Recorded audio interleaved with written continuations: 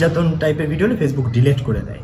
তো এখন ওইভাবে ওনার পেজ টেজ খুঁজে আসলে ওইভাবে আমরা পাই নাই, তবে যে ভিডিওগুলো অন্যরা সংগ্রহ করে রেখেছিল তারা আমাদেরকে পাঠিয়েছে বিভিন্ন সময়, এবং আগেও একবার হচ্ছে তাকে নিয়ে এরকম সে মুসলেখা দিছিল, এবং কিন্তু পরে আর থামে নাই। তো যখন এমন এমন ভিডিওগুলো আমরা দেখলাম যে আসলে এটা মেনে নেওয়া যায় না, তখন যে সেই জায়গা থেকে আমরা ভাবলাম তাহলে আসলে এখানে আমরা তার লোকেশন সব কিছু বের করলাম, যে তাহলে এক কাজ করি, এটা যেহেতু আইন সে অমান্য করছে, শিশু আইনে সে একটা অপরাধ হচ্ছে, তো তাকে আসলে কোনো মানে একটা আইনের আওতায় এনে কোনো কাউন্সিলিং বা কিছু করা যায় কিনা। প্রাথমিকভাবে আমাদের আসলে প্ল্যান ছিল না যে তাকে গ্রেপ্তার করা, বা কারণ দিন শেষে মা। তো সেই জায়গা থেকে আমরা ডিসি স্যার, যেহেতু ঢাকার জেলার ভিতরে, ডিসি স্যারের কাছে আমরা আবেদন দিই, একটা স্মারকলিপি দিই, এবং আপনার ইউনো এবং মহিলা বিষয়ক কর্মকর্তা, সমাজসেবা কর্মকর্তা, ওনারা এটার দায়িত্বে ছিলেন যে তাকে ডেকে এনে বিষয়গুলো নিয়ে আলোচনা করে একটা সিদ্ধান্তে যাওয়া।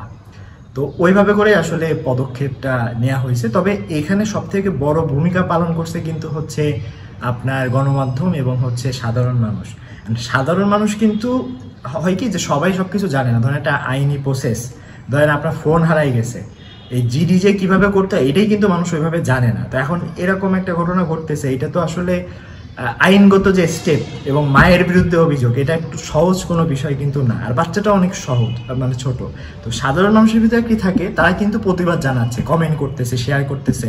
তারা ধারণা করে যে গণমাধ্যম কর্মীরা বা আইন শৃঙ্খলা বাহিনীরা তারা নিজ দায়িত্বে হয়তো বা স্টেপ নিবে, কিন্তু দুর্ভাগ্যের বিষয় যে শিশুদের ঘটনাগুলোতে আমরা আসলে প্রথমে কনসার্ন অতভাবে হই না, যেটা মানে আসিয়ার কেসেই দেখা গেল যে আসার সময় তার অ্যাম্বুলেন্সের ভাড়া নাই, কিন্তু যাওয়ার সময় মরে গেল যখন, তখন হেলিকপ্টারে তাকে পাঠানো হচ্ছে। তো সেই জায়গা থেকে আমরা যেহেতু সামাজিক সংগঠন, আমাদের আরো অনেক ইনিশিয়েটিভ আছে, আমরা জানি যে প্রশাসন কিভাবে কাজ করে, কিভাবে এই বিষয়গুলো সমাধান হতে পারে, আইনের ব্যাখ্যাগুলো কি, আমরা জাস্ট স্মারকলিপি প্রদান করছি। তবে এখানে প্রশাসন কিন্তু আসলে মানে বলা যায় যে এগুলোতে একটু কিছুটা বিরক্ত, তাদের কোঅর্ডিনেশনের অভাব ছিল। তারা যতটুকু পদক্ষেপ নিয়েছে এটা আপনাদের চাপে, মানুষের মতামতের ভিত্তিতে, কমেন্টের ভিত্তিতে, সাংবাদিকদের ফোন, এইখান থেকে ফোন, এর ভিত্তিতে নিয়েছে। কারণ আপনি চিন্তা করেন, তার নামে অভিযোগ, মামলা, সে হচ্ছে পুরো জিনিসপত্র নিয়ে পালায় চলে যাচ্ছে, এবং এর কোনো তাকে কেউ ট্র্যাকিংয়েও রাখতেছে না। এবং সে সময় আমরা আমাদের একজন অ্যাম্বাসিডারের মাধ্যমে আমি খোঁজ পাই, তাকে আমরাও আসলে মনিটরিংয়ের ভিতরে রাখতেছিলাম যে সে এখন কোথায় আছে, এবং আমরা কিন্তু পরবর্তীতে সুকৌশলে ডেকে নিয়ে এসে পুলিশের কাছে তুলে দিই।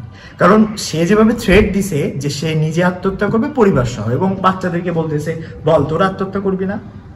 তো এইটা তো ধরেন আমরা অনেক সময় দেখি যে বাবা বা মা নিজে মরার আগে বাচ্চাদেরকে মেরে নিজে বিষ খেয়ে মারা যাচ্ছে। তো এরকম ঘটনা যদি হতো, কারণ ক্রিমাপা যে লোক, এটা তো অস্বাভাবিক কিছু না। সেই জায়গা থেকে আমরা আসলে এই উদ্যোগটা নিই, এবং এখন সে আসলে তাকে আজকে কোর্টের মাধ্যমে তাকে কারাগারে প্রেরণ করা হয়েছে। আমরা আশা করছি সে একটা কাউন্সিলিং নিয়ে ফিরে আসবে তার পরিবারের কাছে, এবং সেও একদিন আমাদের অ্যাম্বাসিডার হবে, অন্য বাবা মাকে শিখাবে, তার ভুলগুলো বুঝতে পারবে। মানে আমরা অনেকভাবে চেষ্টা করছি তাকে, তার জন্য এত কঠিন ডিসিশনে না গিয়ে সমাধান করা, কিন্তু তার কথা হচ্ছে হিসাবে যাই হোক তালগাছ আমার, মানে কোনোভাবেই সে তার সে যে শিশুদের উপর অত্যাচার করছে, সে বলতেছে আমি তো পানি মারছি মুখে, আমি তো আগুন মারি না। মানে এই ব্যাপারগুলো আসলে মানে মানে রোগ হয়ে গেছে। এখন আপনি যদি অপারেশন না করেন, আপনি যদি দোয়া করেন, আপনি যদি আল্লাহর কাছে মাপ চান, আল্লাহ আমার রোগ হবে না, আপনাকে ট্রিটমেন্ট অপারেশন নিয়েই আসতে হবে। তো এখন আইন আদালত যেভাবে ব্যবস্থা নেয়, আর আমাদের জায়গা থেকে মানে ক্রিমাপার যে কথাটা দেখবেন যে সে একটা ওর বাচ্চাকে পোস্ট করে যে যাদের আমার বাচ্চার প্রতি এত দরদ, তারা আমার বাচ্চার খাবার কিনে দিয়েন, এটা করে দিয়েন, এবং তার পরিবারও বলছে যে আমরা যদি না খেয়ে থাকি আপনারা কি আসবেন। তো আমরা তো মামলা করিনি, মামলা করছে রাষ্ট্র। আমরা এখন কি করতে পারি, একটা উদাহরণ তৈরি করতে, কারণ প্রত্যেকটা কেসে তো আমরা এইভাবে কাজ করতে পারবো না। আমাদের পড়ালেখা আছে, আমাদের টাকা পয়সা এরকম নাই, আমরা স্টুডেন্ট, আমরা ছোট, আমাদের এটা দায়িত্ব পুরোপুরি না। তো সরকারের ক্ষমতা, আইন, লোকবল, ইনফ্রাস্ট্রাকচার সবকিছুই আছে, দায়িত্বটা সরকারের, বাট সরকারি কর্মকর্তা অনেক সময় বুঝে উঠতে পারে না বা ফিল করতে পারে না। তো সেই জায়গা থেকে আমরা এখন জিম, তার ভাই কাউসার এবং তার হাজবেন্ড তাদেরকে নিয়ে কিছু কাজ করার ট্রাই করতেছি। আমরা প্ল্যান করতেছি যে জিম এবং হচ্ছে কাউসারের যতদিন পর্যন্ত সে মানে নাবালক, তাদের পড়ালেখার খরচটা আমরা সবাই মিলে একাই 100 যারা আছে, কেউ 100 টাকা করে হোক 200 টাকা হোক মাসিক ভিত্তিতে আমরা দিব, এবং এটা একটা উদাহরণ হবে। আর যখন তার মা সুস্থ হয়ে আসবে, ডাক্তার কাউন্সিলর যখন বলবে হ্যাঁ সে, তখন হয়তো বা হবে। এর পাশাপাশি তার হাজবেন্ড, সেও কিন্তু নির্যাতিত। আপনারা হয়তো বা দেখে অনেকে বুঝতে পারেন। এবং গতকালকেও সে আপনার বিভিন্নভাবে মানে তাকে ক্রিম আপা খুব বাজেভাবে গালাগালি, বকাঝকা, এবং জিনিসটা আমাদেরও খারাপ লাগছে। তার কোনো আসলে স্বাধীনতা নাই এবং সে নিজেও বেকার। আর বেকারত্ব কিন্তু একটা অভিশাপ। অনেক বেকার ছেলেমেয়েরা দেখবেন যে আত্মহত্যা করে। তো আমরা এখন চাই যে তার যদি একটা চাকরির ব্যবস্থা করে, তার যোগ্যতা অনুযায়ী, সে একটা সময় গার্মেন্টসে চাকরি করতো, একটা যদি কোনো হৃদয়বান ব্যক্তি কোনো কোম্পানি যদি একটা ব্যবস্থা হয় তার, মানে একটা স্বাভাবিক লাইফে যেন আসতে পারে। আর ইমিডিয়েটলি আমাদের প্ল্যান হচ্ছে যে ওই পরিবারকে একটু ঢাকায় নিয়ে আসে, ধরেন মিলিটারি মিউজিয়াম বা একটু বসুন্ধরা সিটি বা একটু পার্কে নিয়ে যাওয়া, যৌন ফিউচার পার্ক, এরকম কিছু জায়গায় নিয়ে যাওয়া আমাদের প্ল্যান আছে, যেন ওরা তো একটা আতঙ্কিত ছিল। এবং তার হাজবেন্ড কিন্তু এখন মানসিকভাবে আরো ভেঙে পড়ছে। আর তারও কোনো দোষ নেই। আপনারা বলতে পারেন যে সে কেন এটা তার বউয়ের সাথে প্রতিবাদ কেন, কারণ দেখেন তার সেই সামর্থ্যও নাই, সেই শক্তিও নাই, এবং এটা মানে একটু অসম্ভব। সো এই কারণে আসলে তার আমি দোষ দিব না।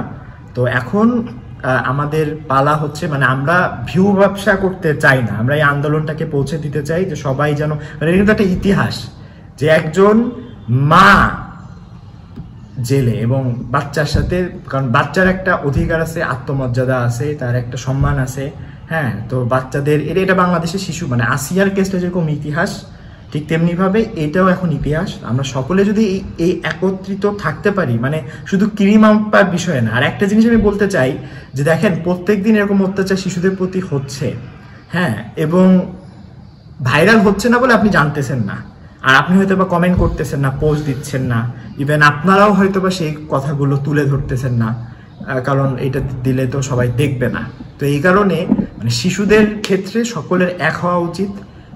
শিশুর পরিচয় সে শিশুই, তো তাকে কিভাবে ভালোভাবে বেড়ে ওঠানো যায় সেইটা করতে হবে। আর ক্রিম আপার মতো অনেক আপা আছে, আমার পরিচিত আছে, যারা আসলে শিক্ষিত, তাদের সন্তানদেরকে দিয়ে তারা বিভিন্ন কন্টেন্ট মুখস্থ করিয়ে বিভিন্ন জোর করে বানাচ্ছে, এবং বাচ্চাগুলোও মেধাবী, কথা বলতে পারে, হয়তো বা কন্টেন্ট বানানো হচ্ছে, কিন্তু সেই সম্পর্কে জ্ঞান তার হওয়ার কথা না।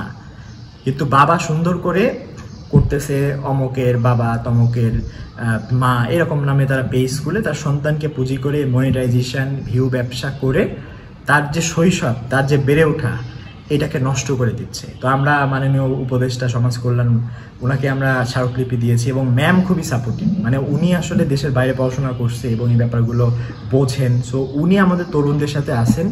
তো আমার বিশ্বাস যে এই শিশু আইনের অধীনে যদি অনলাইন শিশুদের সুরক্ষা একটা নীতিমালা থাকে, যে ভাই তুমি কন্টেন্ট যদি বানাইতে চাও, কোন বয়সের বাচ্চারা ক্যামেরার সামনে আসতে পারবে, কথা বলতে পারবে।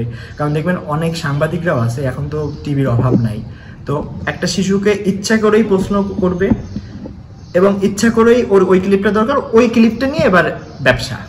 তো এগুলো তো একটা নীতিমালার ভিতরে আসা উচিত। একটা বাচ্চা সে তার সরল মনে একটা কথা বলে ফেলতে পারে, এখন সেটাকে আপনি যদি ইস্যু করেন এবং আজীবন যদি আমরা ওই বাচ্চাকে বুলিং করতে থাকি, এটা তো হতে পারে না।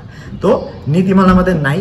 সো নীতিমালাটা তৈরি হইলে তখন আমার মনে হয় যে এই বাচ্চারা সঠিকভাবে বেড়ে উঠতে পারবে। ক্রিম আপাকে